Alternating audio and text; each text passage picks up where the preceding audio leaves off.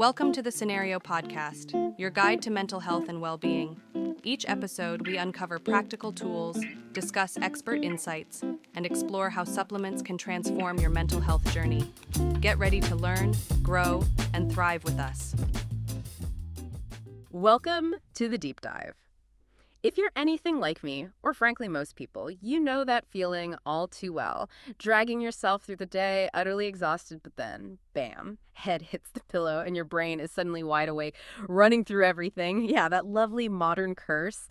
Insomnia, waking up way too early, maybe just feeling like you never really slept deeply at all. It's draining. And sure, there are pills for that, synthetic sleep aids, but we hear from so many of you, and honestly, we get at the concerns about dependency, feeling groggy the next day, maybe just the list of potential side effects. It's a lot. So the question becomes, where do you turn if you want something more natural? Something that maybe, just maybe, addresses why you're not sleeping in the first place. Today, we're going to try and cut through some of the noise and do a real deep dive into ashwagandha.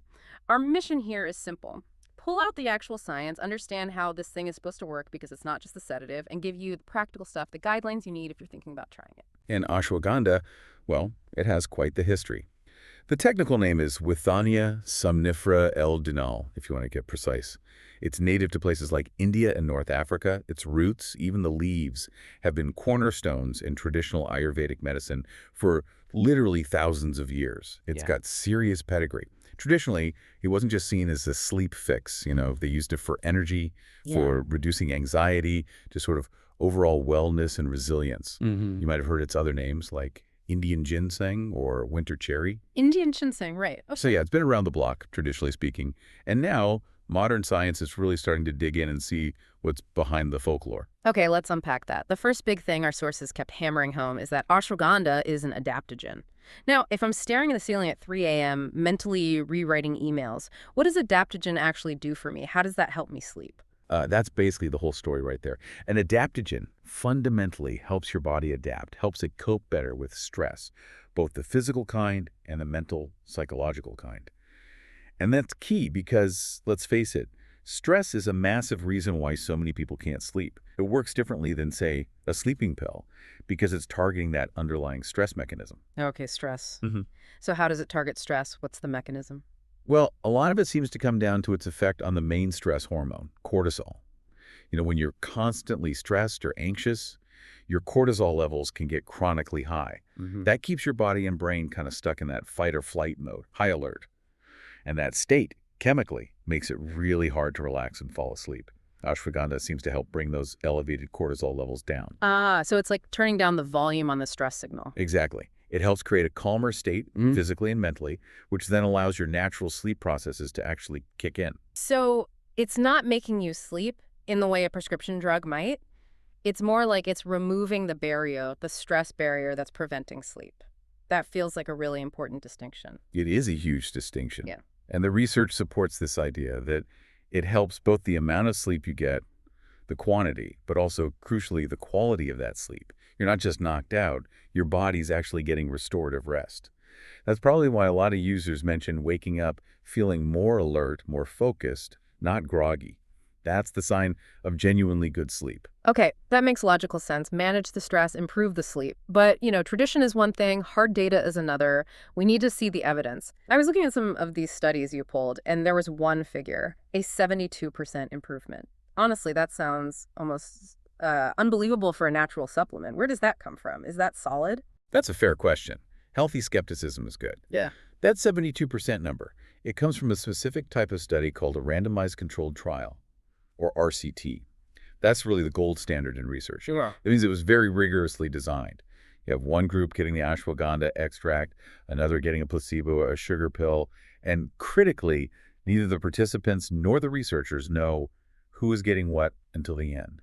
It minimizes bias. Right, double blind. Okay. Exactly.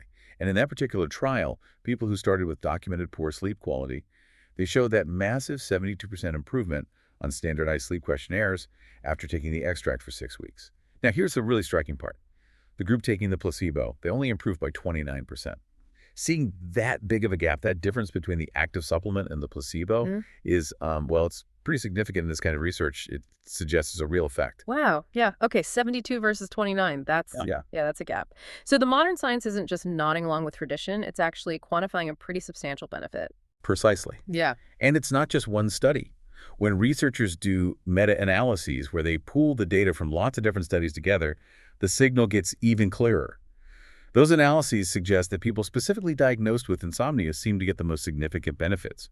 They see improvements in falling asleep faster, that's sleep onset, sleeping longer, so sleep duration, and just overall better sleep quality ratings. So it targets the big pain points for chronic poor sleepers. Falling asleep, staying asleep, feeling rested. Exactly. It seems to address those core issues, not just, helping someone who had one bad night because they drank too much coffee. All right, the data looks compelling.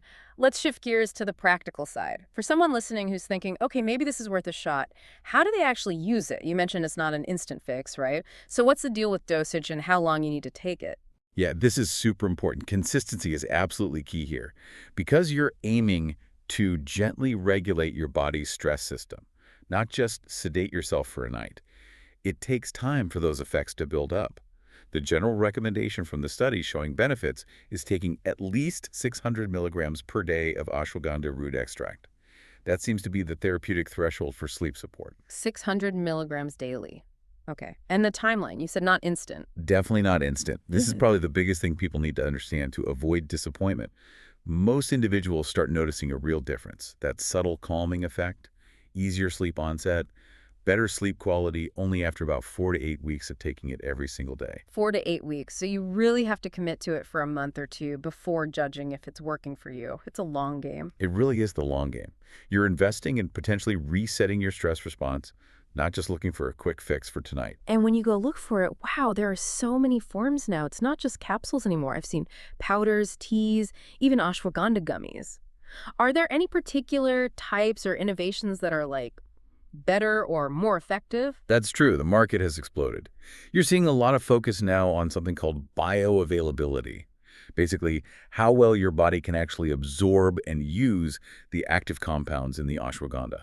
So you might see products advertised as having higher bioavailability, maybe using specific extraction methods. Sometimes these allow for slightly lower doses, but claim similar effects because more gets absorbed. Okay, so bioavailability matters. What about the gummies and drinks? Convenience. Convenience is a huge factor, absolutely. Gummies, beverages, they make it easier for people to take it consistently, which we just said is crucial. We're also seeing more combination products, things that pair ashwagandha with other known sleep or relaxation aids like magnesium or L-theanine, trying to hit stress and sleep from multiple angles at once. Makes sense. But before anyone rushes out, the medical disclaimer, we have to mention this. Oh, absolutely essential. Look, while ashwagandha is generally considered safe for most people, it is not a substitute for professional medical advice. You really must talk to your doctor or a qualified healthcare provider before starting it. This is especially critical if you're pregnant or breastfeeding. Also, if you have pre-existing health conditions, things like autoimmune diseases, thyroid issues, blood pressure problems, or certain hormone-sensitive cancers like prostate cancer, you need to discuss it first. There can be interactions. Always check first. Okay, so assuming someone gets the green light from their doctor, let's talk about the other side of the coin, safety and side effects. If you're turning to ashwagandha to avoid the side effects of synthetic aids, what's the profile here? Are there catches? Generally, it's known for being very well tolerated, which is a big part of its appeal. When side effects do occur, they tend to be quite mild. The most commonly reported ones are usually digestive things like a bit of acid reflux, maybe some mild stomach upset, or occasionally minor headaches, usually manageable and often temporary. Okay, mild digestive stuff, headaches. What about anything more serious? Are there any red flags people should know about? There are, although they seem to be rare. The main concern that has surfaced in some case reports is potential liver injury. Now, this appears to be very uncommon. It's typically associated with taking excessively high doses, much higher than the recommended 600 milligrams, or sometimes when ashwagandha is taken in complex supplement blends where it's hard to know what's causing the issue. Okay, so sticking to the recommended dose is Pretty critical, not just for effectiveness, but for safety, too. Absolutely. Stick to the guidelines, use reputable brands, and again, discuss it with your doctor, especially if you're taking any other medications or supplements. Don't just start mixing things yourself. Right.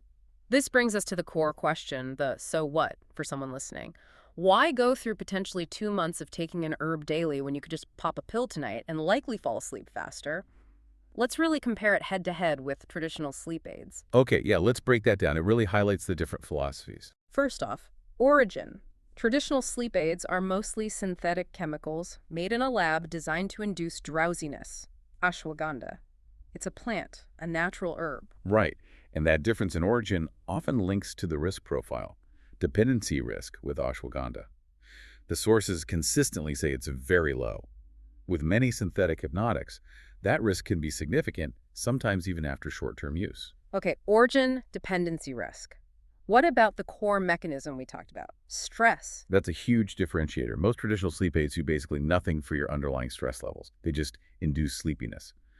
Ashwagandha, being an adaptogen, is actively working to help your body manage stress chemistry, particularly that cortisol regulation. So it's addressing a potential root cause, not just the symptom. Exactly, and that ties into long-term use. Many conventional sleeping pills are not recommended for continuous nightly use over long periods due to tolerance, dependency, and potential side effects. Whereas ashwagandha, when used correctly and assuming no contraindications, It's generally considered safe for long-term, consistent use as part of a wellness strategy. You're aiming for sustained balance, not just a temporary fix. And finally, side effects. We mentioned mild ones for ashwagandha. Traditional aids often come with that next-day grogginess, dizziness, headaches, sometimes more serious stuff. Right, so when you weigh it all up, natural versus synthetic, low versus high dependency risk, stress reduction versus none, suitability for long-term use, and the side effect profiles, you can see the trade-off. You're essentially trading immediate forced drowsiness, which might come with baggage, for a slower, more natural process aimed at restoring balance and addressing the stress that might be disrupting your sleep in the first place. For many people seeking a sustainable solution, that trade-off makes a lot of sense. So summing up this deep dive, it seems ashwagandha really stands out not as a magic sleep bullet, but as a tool for regulating the body's stress response. By helping to lower that chronic high cortisol, it allows your natural sleep mechanisms to function better, leading to potentially deeper, more restorative rest over time. That's the core takeaway. And for you, if you're considering it, remember the key practical points. Getting the right dosage, at least 600 milligrams daily of root extract, being patient and consistent, giving it those 4 to 8 weeks. And absolutely, the first step is always that conversation with your healthcare provider. Couldn't agree more on that last point. And thinking about everything we've discussed, particularly how ashwagandha works by tackling stress through its adaptogenic properties, it leaves us with a pretty interesting question for you to mull over. In this constant search, we're all on for better sleep. How much more effective might it ultimately be to address the underlying stress chemistry that's keeping you awake, rather than just reaching for solutions solely designed to induce immediate drowsiness night after night? Are you looking for a temporary patch, or are you aiming for a more fundamental fix? Something to think about. Thanks for tuning in to the Scenario Podcast. Don't forget to visit scenario.com for more expert tips, articles, and supplements designed to support your mental health. If you enjoyed this episode, remember to subscribe and share it with a friend. Until next time, take care of yourself.